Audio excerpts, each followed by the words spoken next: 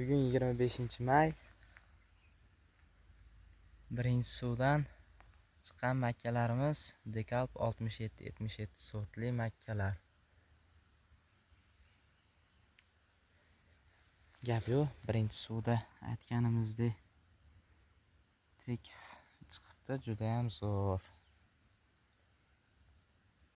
Mana do'stlar, biz suvni qo'yishni boshladik. Makkalarimizga bu ikkinchi suvi. Bugun sana 25-may.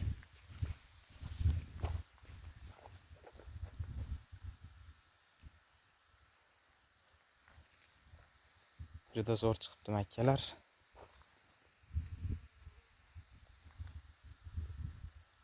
Chiqmaganlari bo'lsa, bu suvda chiqib ketadi inshaalloh.